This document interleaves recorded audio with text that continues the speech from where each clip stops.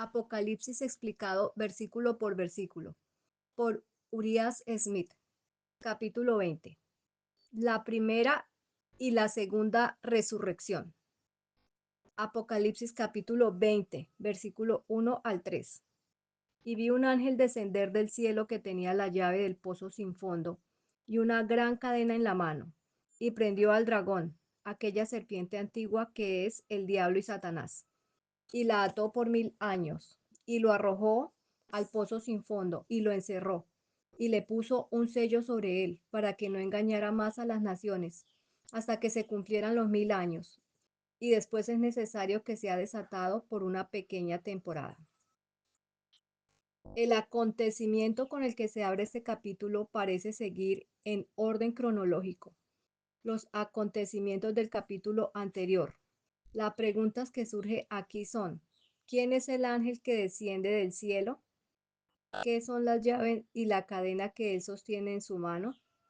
¿Qué es el pozo sin fondo? ¿Qué significa atar a Satanás durante 1000 años? Explicación de el ángel. ¿Es este ángel Cristo como algunos suponen? Evidentemente no. Un brillante rayo de luz es arrojado desde el antiguo servicio típico directamente sobre este pasaje. Así, Cristo es el gran sumo sacerdote de esta dispensación. Antiguamente, en el día de la expiación, el sacerdote tomaba 2 machos cabríos sobre los cuales se echaban suertes, uno para el Señor Dios y el otro para el chivo expiatorio. El que caía en la suerte del Señor era entonces sacrificado, y su sangre era llevada al santuario para hacer una expiación por los hijos de Israel, después de lo cual los pecados del pueblo eran confesados sobre la cabeza del otro chivo expiatorio, y este era enviado por la mano de un hombre apto al desierto o a un lugar no habilitado. Ahora bien, como Cristo es el sacerdote de esta dispensación, por medio de argumentos, algunos de los cuales presentamos aquí, se demuestra que Satanás es el chivo expiatorio antitípico. Primero, la palabra hebrea para chivo expiatorio, tal como aparece en el margen de la Biblia King James, para Levítico 16:8 es Azazel. Sobre este versículo, el escritor Jenks, en su comentario comprensivo, señala: chivo expiatorio. Según la opinión más antigua de los hebreos y los cristianos, piensa que Azazel es el nombre del diablo. Y también Rosenmüller, a quien hay que ver. El siriaco tiene Asail, el ángel fuerte que se reveló. El diablo es aquí evidentemente señalado.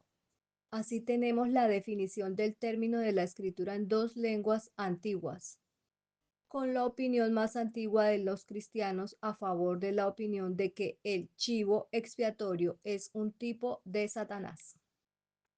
El escritor Charles Beecher dice: lo que viene a confirmar esto es que la paráfrasis y traducciones más antiguas tratan a Azazel como el nombre propio. Las paráfrasis Caldea y las traducciones de Onkelos y Jonathan lo habrían traducido ciertamente si no fuera un nombre propio, pero no lo hacen. La Septuaginta o versión griega más antigua lo traduce como apompompaios, palabra aplicada por los griegos a una deidad maligna que a veces se aplacaba con sacrificios.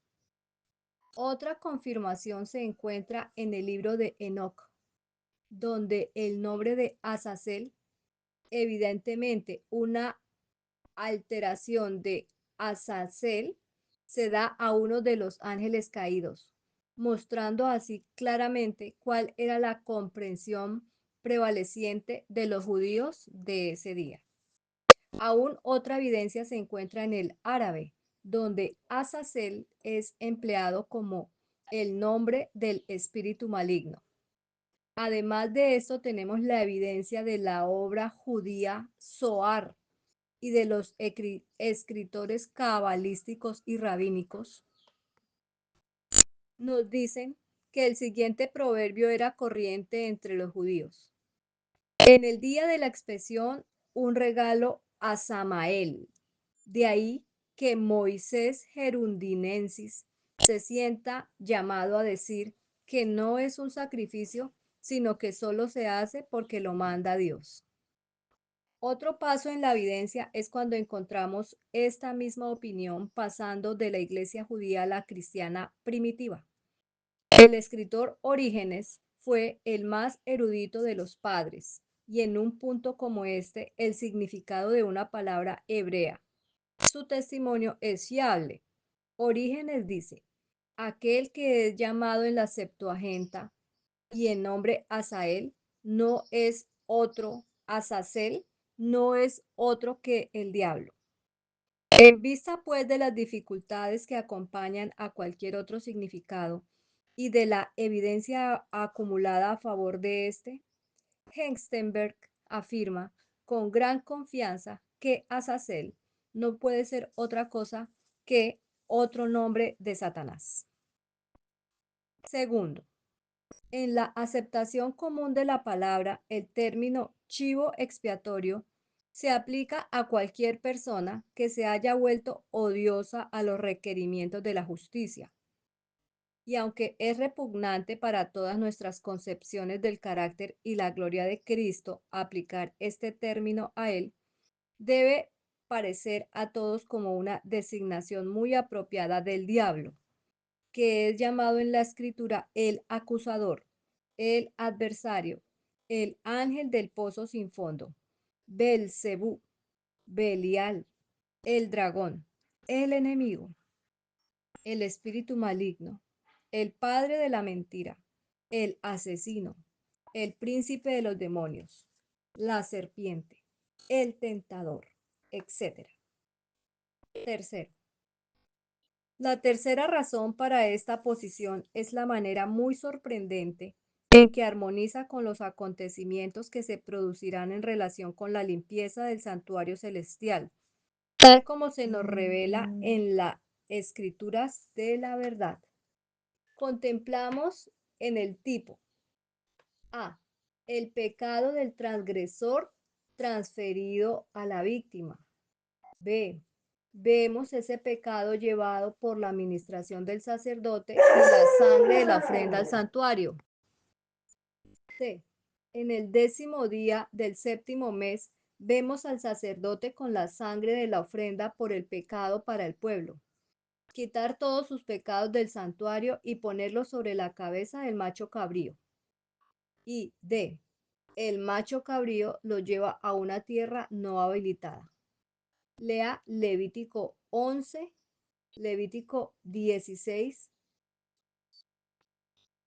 Respondiendo a estos acontecimientos en el tipo, contemplamos en el antitipo.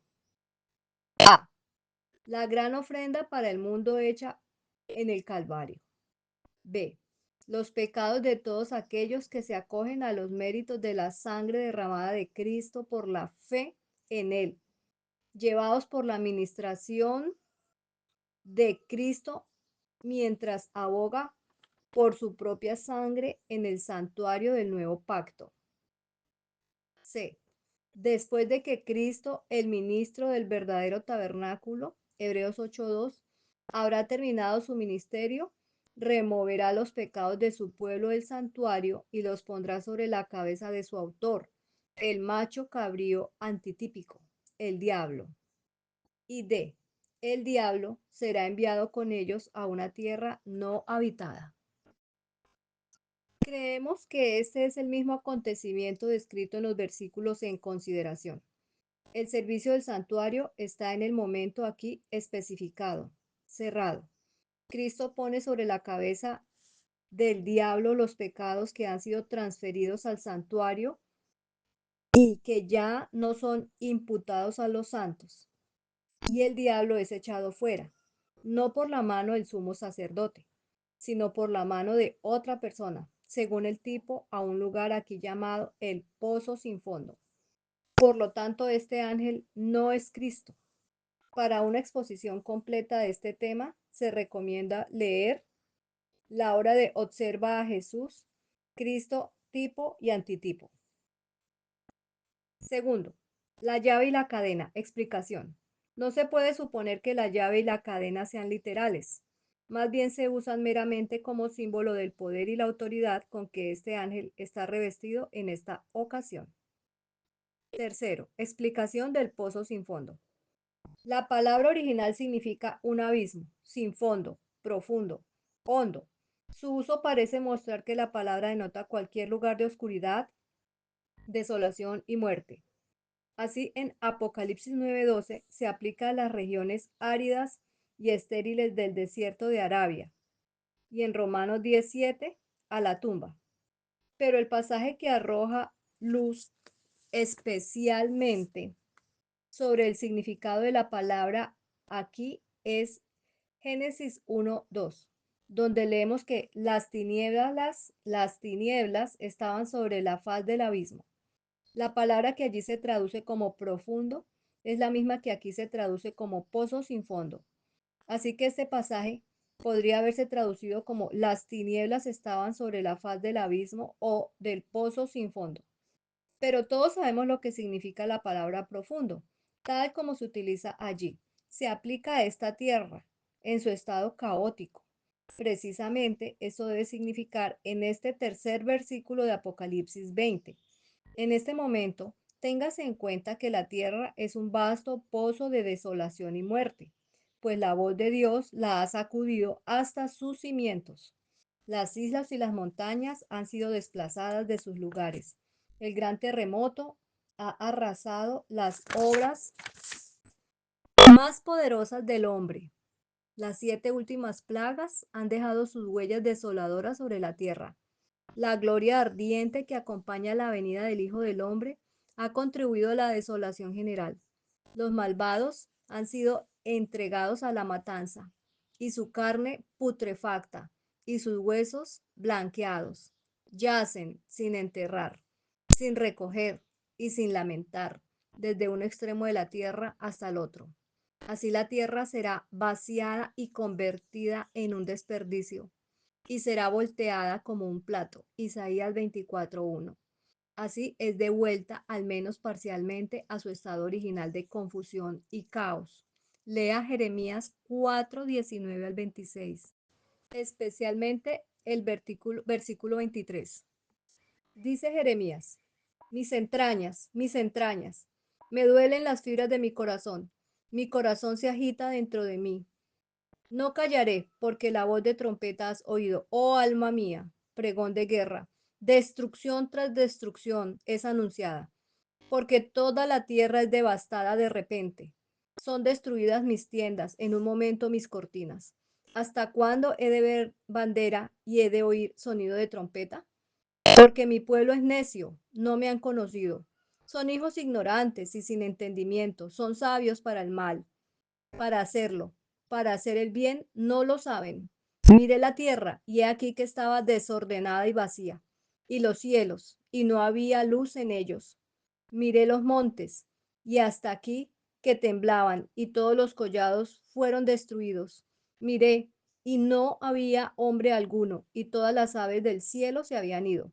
Miré, y aquí la tierra fértil era un desierto, y todas las ciudades estaban asoladas a la presencia de Jehová, delante del furor de su ira.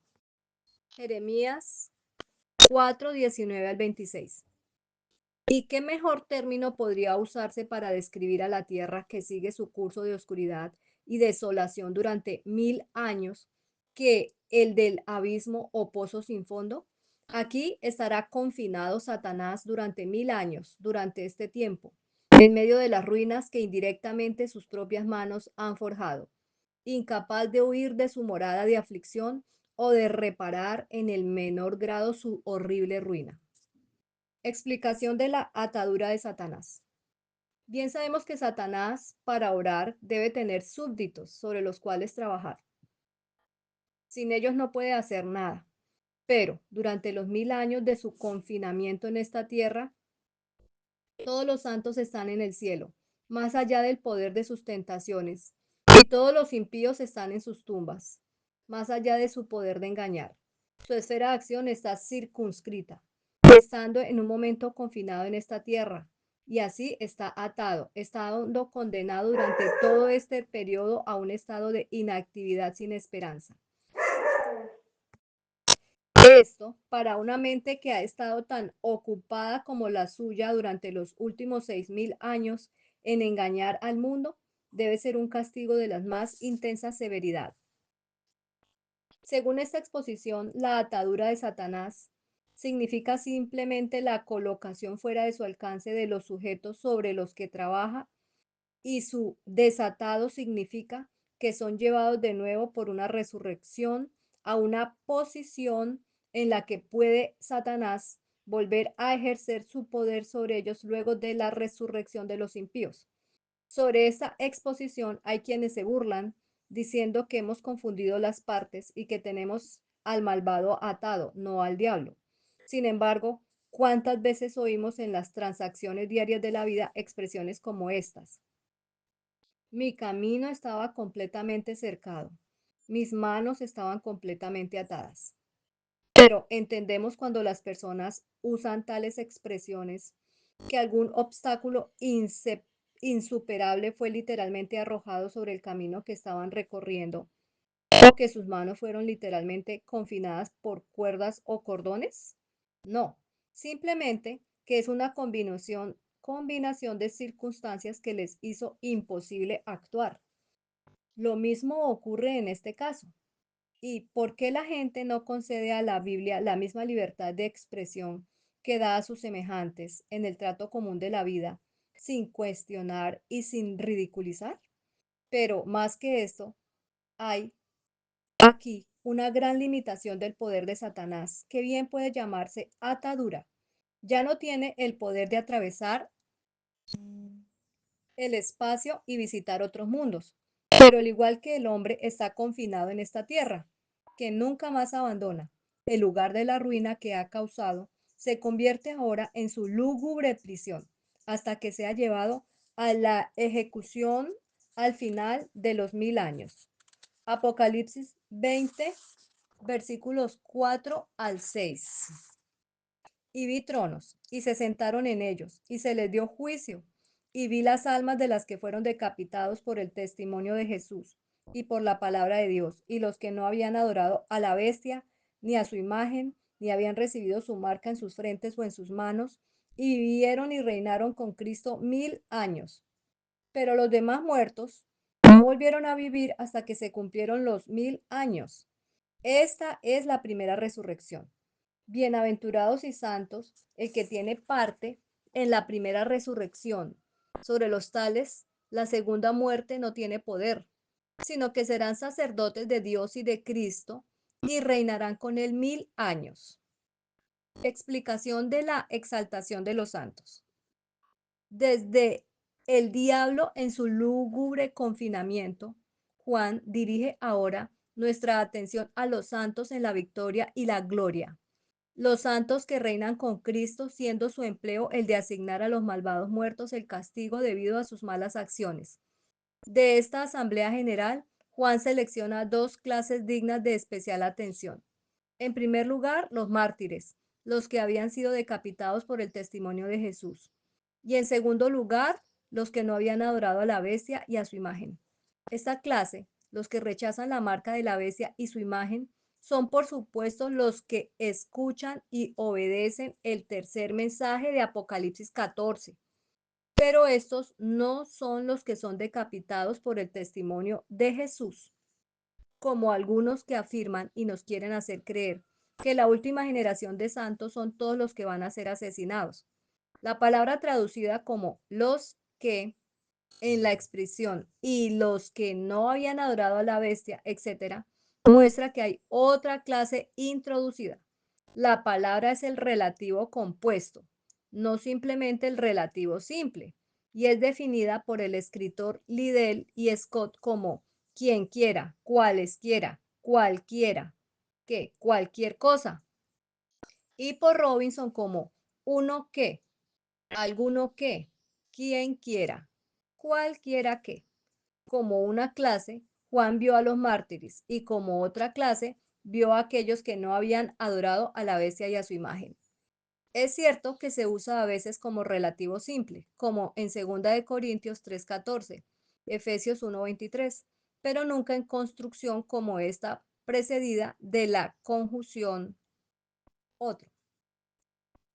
Para que nadie diga que si traducimos el pasaje y quien quiera que no haya adorado a la bestia, incluimos con ellos a millones de paganos y pecadores que no han adorado a la bestia y les prometemos un reinado con Cristo de 1000 años, llamamos la atención sobre el hecho de que el capítulo anterior afirma que todos los impíos han sido muertos y el sello de la muerte ha sido puesto sobre ellos durante 1000 años. Y Juan está viendo solo a una compañía justa que tiene parte en la primera resurrección. Para evitar la doctrina de las dos resurrecciones, algunas personas afirman que el pasaje pero los demás muertos no volvieron a vivir hasta que se cumplieron los 1000 años, es una interpretación que no se encuentra en el original y por lo tanto no es auténtica.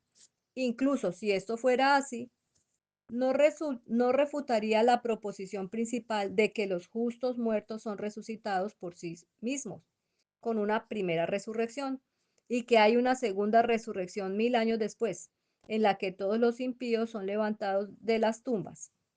Pero la crítica no es cierta. Toda la erudición está en contra de ella. La versión revisada conserva el pasaje. Explicación de las dos resurrecciones. El resto de los muertos no volvió a vivir hasta que se cumplieron los 1000 años. Sin importar lo que se diga en contra, ningún lenguaje podría probar más claramente dos resurrecciones. La primera, una resurrección de los justos al comienzo de los 1000 años. Y la segunda, la de los impíos al final de ese periodo, sobre aquellos que tienen parte en la primera resurrección. La segunda muerte no tendrá ningún poder. Podrán pasar ilesos a través de los elementos que destruyen a los impíos como la paja. Podrán habitar en el fuego devorador y en las llamas eternas. Isaías 33, 14, 15. Los pecadores se asombraron en Sión. Espanto sorprendió a los hipócritas. ¿Quién de nosotros morará en el fuego consumidor? ¿Quién de nosotros habitará con las llamas eternas? El que camina en justicia y habla lo recto, el que aborrece las ganancias de violencia, el que sacude sus manos por no recibir cohecho, el que tapa su oído para no oír propuestas sanguinarias, el que cierra sus ojos para no ver cosas malas. Isaías 33, 14, 15. Podrán salir y contemplar los cadáveres de los hombres que han transgredido en contra del Señor, mientras el fuego inextinguible y el gusano imperecedero los están acechando. Isaías 66, 24.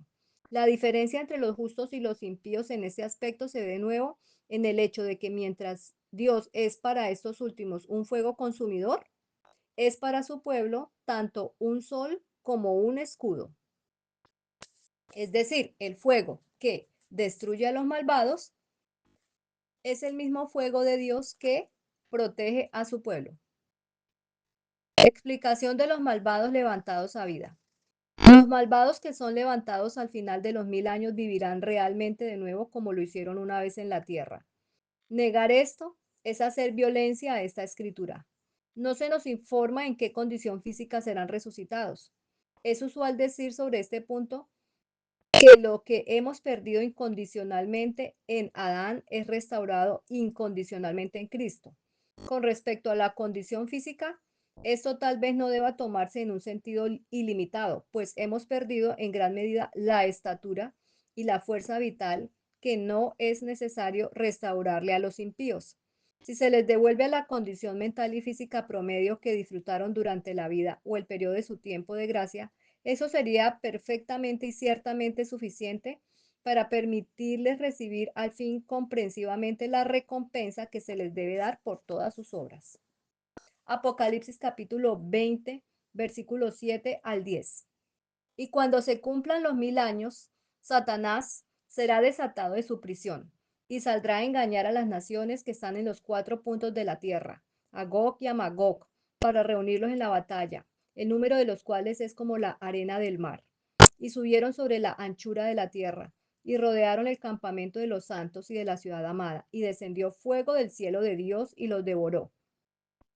Y el diablo que los engañaba fue arrojado al lago de fuego y azufre, donde están la bestia y el falso profeta, y serán atormentados día y noche por siempre y para siempre. Explicación de la perdición de los hombres impíos. Al final de los 1000 años, la ciudad santa, la Nueva Jerusalén, descenderá del cielo, en la que los santos han habitado en el cielo durante este periodo. Ella desciende y se sitúa sobre la tierra y se convierte en el campamento o ciudad de los santos, alrededor del cual suben los impíos resucitados, incontables como la arena del mar. El diablo los engaña y así los lleva a esa batalla. Los induce a iniciar una guerra impía contra la ciudad santa, en la perspectiva de obtener alguna ventaja de luchar contra los santos. Sin duda, Satanás los persuade de que pueden vencer a los santos, despojarlos de su ciudad y mantener la posición de la tierra. Pero el fuego desciende del cielo y los devora. El profesor Stuart admite que la palabra aquí traducido como devorado es intensiva y significa consumir, devorar, por lo que denota una eliminación total de los impíos. Este es el tiempo de la perdición de los hombres impíos. El tiempo cuando los elementos se derretirán, el calor ardiente de la tierra también, y cuando las obras que están en la tierra serán quemadas. Segunda de Pedro, capítulo 3, versículo 7 y 10. Pero los cielos que son ahora y la tierra están reservados por la palabra de Dios, guardados para el fuego en el día del juicio y de la perdición de los hombres impíos. Para el día del Señor vendrá como ladrón en la noche, en el cual los cielos pasarán con grandes estruendos y los elementos ardiendo serán deshechos y la tierra y las obras que en ella hay serán quemadas. Segunda de Pedro capítulo 3 versículos 7 y 10. A la luz de esta escritura podemos ver cómo los impíos han de recibir su recompensa en la tierra. Proverbios 11:31. Podemos ver también que esta recompensa no es la vida eterna, es la miseria, sino una eliminación total, una destrucción entera y completa. Explicación de los malvados nunca pisan la tierra nueva. Hay dos opiniones que merecen ser mencionados en este punto. La primera es que la tierra se renueva en la segunda venida de Cristo y es la morada de los santos durante los 1000 años. La otra es que cuando Cristo aparece por segunda vez, establece su reino en Palestina y realiza una conexión con sus santos, una obra de conquista sobre las naciones que quedan en la tierra durante los 1000 años y la somete a sí mismo. Una de las muchas objeciones al primer punto de vista es que se hace que los malvados en su resurrección suban con el diablo a la cabeza y pisen con sus pies profanos la tierra purificada y santa. Y los santos que han tenido la posesión durante 1000 años se vean obligados a ceder el terreno y huir de la ciudad. Pero no podemos creer que la herencia de los santos vaya a ser jamás estropeada de este modo, o que las hermosas llanuras de la tierra hecha nueva se ensucien alguna vez con la pisada contaminante de los malvados resucitados, porque además de ultrajar todas las ideas de propiedad, no hay ninguna escritura de la que se pueda extraer siquiera una interferencia para apoyarla. Y en cuanto al segundo punto de vista, uno de sus muchos absurdos es que, a pesar de que Cristo y sus santos han conquistado la tierra durante los 1000 años, al final de este periodo los malvados los vencen, pierden su territorio, se deshacen de la hora de los 1000 años y se ven obligados a emprender a una ignominiosa retirada hacia la ciudad para refugiarse, dejando la tierra bajo el dominio indiscutible de sus enemigos. Aquellos que lo deseen pueden estrujarse los sesos, tratando de armonizar las inconsistencias y los absurdos de tales teorías, o pueden esforzarse por sacar consuelo de la dudosa perspectiva para nosotros. Preferimos un mejor panorama y una mejor esperanza más brillante. Explicación de los 1000 años en el cielo. En contraste con estas teorías, hay una hermosa armonía en el punto de vista aquí presentado, a saber, que los santos están con Cristo en el cielo durante los 1000 años, mientras que la tierra está aquí desolada, que los santos y la ciudad descienden y que los impíos muertos son resucitados y suben contra la ciudad, que estos últimos reciben allí su juicio y que los fuegos purificadores que los destruyen surgen de allí los cielos nuevos y la tierra nueva para ser morada de los justos a través de unas edades interminables. Explicación de los sujetos del tormento. A partir del versículo 10 de Apocalipsis 20, algunos han argumentado que solo el diablo debía ser atormentado día y noche. Pero el testimonio de este versículo es más amplio que eso. El verbo será atormentado está en plural y concuerda con la bestia y el falso profeta, mientras que estaría en número singular si se refiriera solo al diablo. Se notará que en la expresión donde están la bestia y el falso profeta están en una palabra suministrada. Sería más apropiado añadir las palabras fueron arrojados, respondiendo a lo que se dijo el diablo, a lo que se dijo del diablo justo antes. La frase diría entonces, el diablo fue arrojado al lago de fuego donde fueron arrojados la bestia y el falso profeta. La bestia y el falso profeta fueron arrojados allí y destruidos al comienzo de los 1000 años. Apocalipsis 19:20. Los individuos a los que se componían, de los que se componían entonces esas organizaciones, sufren ahora en la segunda resurrección. Una destrucción similar y final viene sobre ellos, bajo los nombres de Gog y Magog. Explicación del lago de fuego. Algún lector se sentirá inclinado a pedir una definición del lago de fuego. Como definición global, no podría llamarse un símbolo de las agencias de Dios empleadas para cerrar su controversia con los impíos vivos al principio de los 1000 años y con toda la hueste de los impíos al final de ese periodo. El fuego literal será, por supuesto, ampliamente empleado en esta obra. Podemos describir mejor sus efectos que las cosas mismas. En la segunda venida de Cristo es el fuego ardiente en el que se revela el Señor Jesús. Es el espíritu de su boca y el resplandor de su venida, por el cual el hombre de pecado ha de ser consumido por el fuego, en el que la gran Babilonia será totalmente quemada. Apocalipsis 18:8. Al final de los 1000 años es el día que arderá como un horno la tierra. Malaquías 4:1.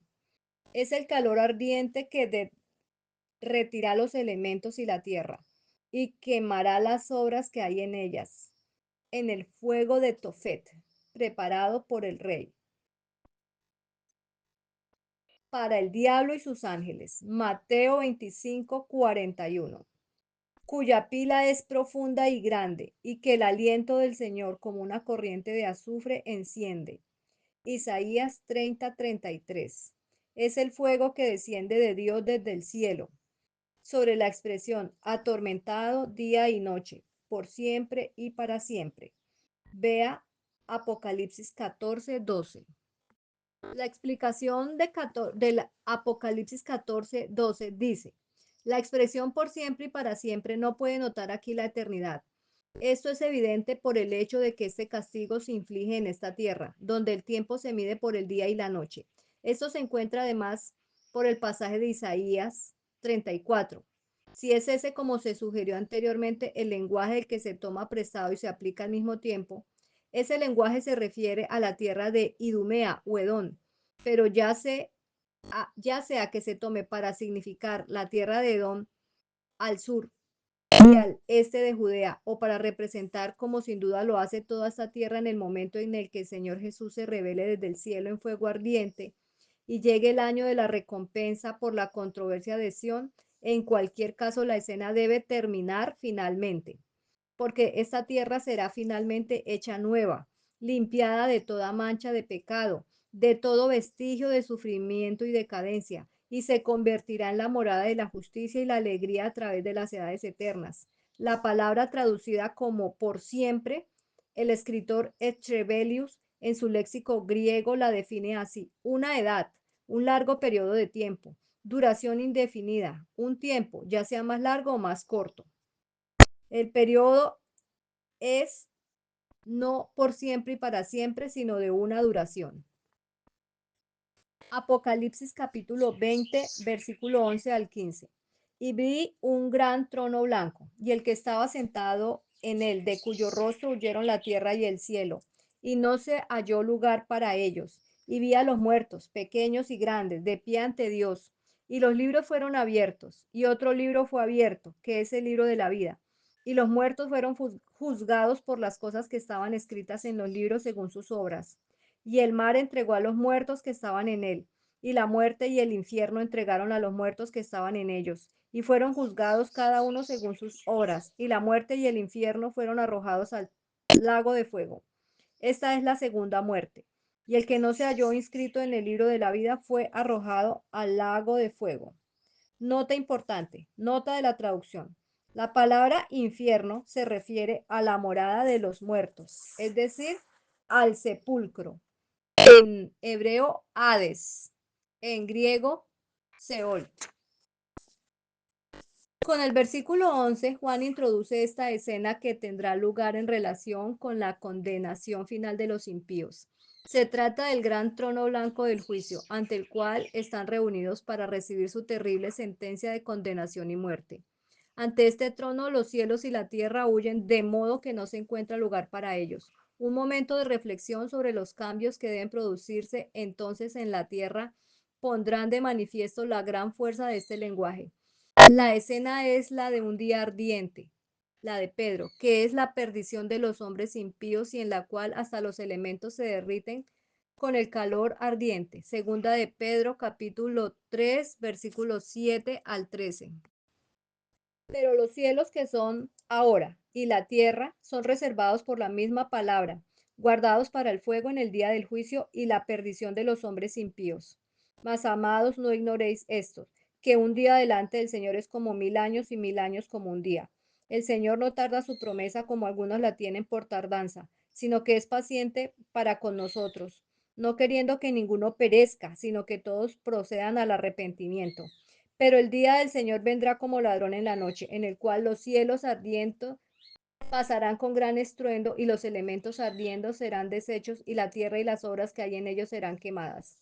Puesto que todas estas cosas han de ser deshechas, ¿cómo no debéis vivir vosotros y de conduciros en santa y piadosa manera de vivir? Esperando y apresurándoos para la venida del día del Dios, en el cual los cielos, siendo encendidos, serán deshechos y los elementos, siendo quemados, se fundirán, pero nosotros esperamos, según su promesa, cielos nuevos y tierra nueva en los cuales more la justicia. Segunda de Pedro, capítulo 3, versículos 7 al 13. La ciudad se sitúa entonces sobre la tierra, extendiéndose por supuesto los cimientos por debajo de toda su superficie, de modo que no se vea afectada por ningún cambio que pueda tener, ni por ninguna condición que pueda existir. En la tierra que está debajo de ella, el fuego desciende de Dios desde el cielo. Primero las obras que están en el mundo son quemadas, y por los gases venenosos que se desprenden, y las llamas y los malvados son destruidos en el fuego de la gehenna, que contienen todos los elementos necesarios para consumir completamente todo mortal que está bajo su poder. Marcos capítulo 9, verso 43 al 48. Y entonces se cumplirá Isaías 66, 24. Y ellos, los justos, saldrán y mirarán los cadáveres de los hombres que se rebelaron contra mí, porque su gusano no morirá ni se apagará su fuego y será abominable a toda carne. En segundo lugar, el calor se eleva hasta que todo el material del que está compuesto este globo terráqueo se funde como los minerales en un horno de fundición, y toda la tierra se convierte en una masa fluida, ardiente y fundida. Sobre ella flota la ciudad como un arca de Noé, la cual flotó sobre las aguas del diluvio.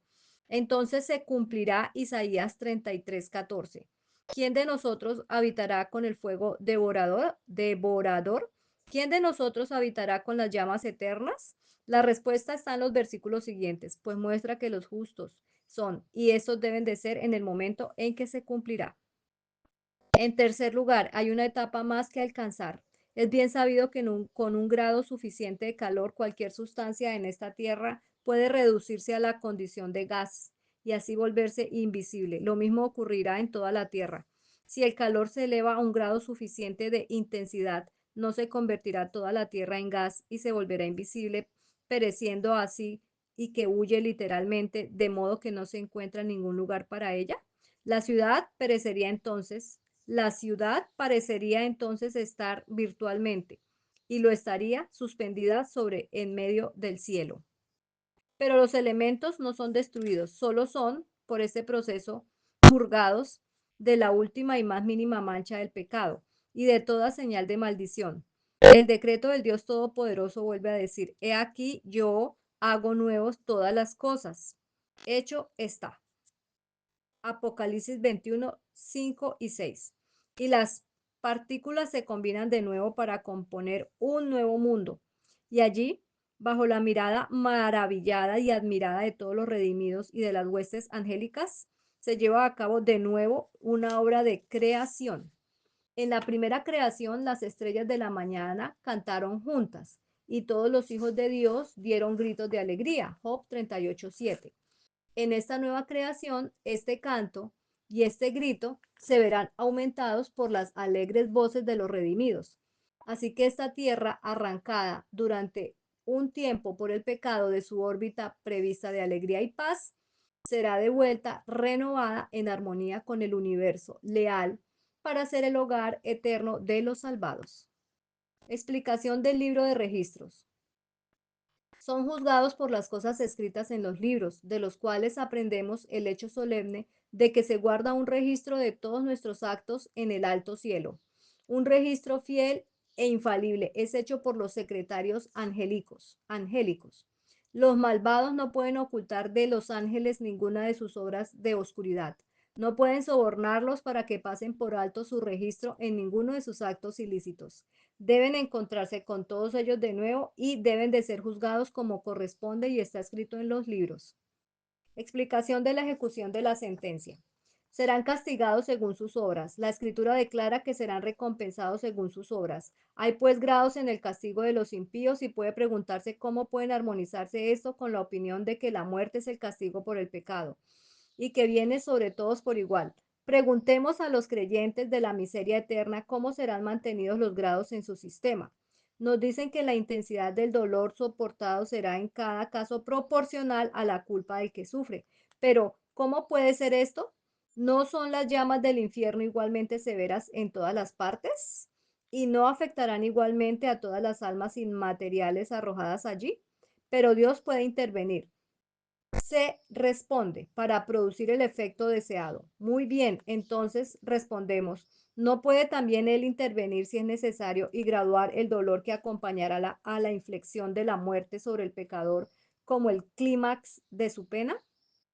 Así pues, nuestra opinión es igual a la común en este aspecto, mientras que posee grandes ventajas sobre ella en otro, porque mientras aquí tiene que encontrar sus grados de castigo en la intensidad del dolor, solamente siendo la duración en todos los casos la misma. Esta puede no solo tener grados en el dolor, sino también en la duración, ya que algunos pueden perecer en un corto espacio de tiempo y los sufrimientos agotadores de otros se prolongan. Sin embargo, creemos que el sufrimiento corporal no será más que una nimiedad imperceptible comparada con la agonía mental. Esa angustia aguda que atormentará sus almas cuando vean su incomparable pérdida, cada uno según su capacidad de apreciación. El joven, que apenas ha alcanzado la edad de la responsabilidad, siendo menos capaz de comprender su situación y su pérdida, la sentirá, por supuesto, menos para el que tiene más años, más capacidad y en consecuencia una experiencia más profunda en el pecado. El peso de su destino será proporcionalmente mayor, mientras que el hombre de intelecto gigantesco y de comprensión casi ilimitada que por lo tanto poseía mayor influencia para el mal y por lo tanto era más culpable para dedicar sus poderes al servicio de ese mal, siendo capaz de entender su situación completamente, comprenderá su destino y darse cuenta de una gran pérdida, la sentirá más agudamente que todos. En su alma, el hierro entrará el efecto en lo más profundo de lo intolerable.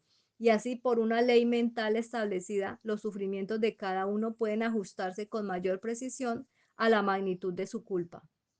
Que el grado de sufrimiento que cada uno ha de soportar se tienen en cuenta como parte del castigo de sus crímenes. Es evidente en Romanos capítulo 2, versículo 6 al 10, donde Pablo, hablando aquí del futuro de los juicios de Dios, dice, el cual pagará a cada uno según sus obras, a los que por la paciente perseverancia para el bien hacer buscan la gloria y el honor y la inmortalidad les pagará la vida eterna. Pero a los que son contenciosos y no obedecen a la verdad, sino que obedecen a la injusticia, les pagará indignación, ira, tribulación, angustia, sobre toda alma de hombre que hace el mal, del judío primero y también del gentil. Explicación del libro de la vida.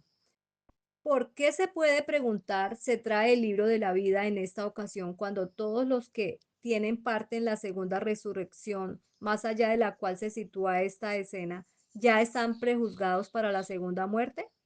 Una razón aparente, por lo menos, es que se puede ver que ninguno de los nombres de toda la multitud que muere la segunda muerte está en el libro de la vida.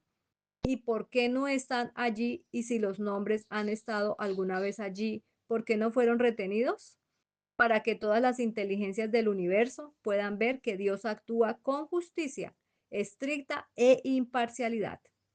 Y la muerte y el infierno fueron arrojados al lago de fuego. Esta es la muerte segunda. Este es el epitafio final de todas las fuerzas que se han levantado desde el primero hasta el último para oponerse a la voluntad y a la obra del Señor Todopoderoso. Satanás originó y dirigió esta nefasta obra. Una parte de los ángeles del cielo se unió a él en su falsa posición y en su obra asesina. Y para él y para ellos se preparó el fuego eterno. Mateo 25:41. Los hombres se ven envueltos en él solo porque se unen a él en su rebelión. Pero aquí se termina la controversia. El fuego es para ellos eterno, porque no permite escapar. La segunda muerte es su castigo, y es un castigo eterno. Mateo 25:46. Porque nunca encontrarán la liberación de su terrible abrazo. La paga del pecado es muerte. Y el que no se halló inscrito en el libro de la vida fue arrojado al lago del fuego. Lector, ¿está tu nombre escrito en el libro de la vida? ¿Te esfuerzas por evitar en tu caso la temible condena que espera a los impíos? No descanses hasta que la tengas y que tengas razones para creer que tu nombre está inscrito en la lista de los que van a compartir al fin las bendiciones de la vida eterna. Apocalipsis capítulo 21, libro de Urias Smith. Bendiciones.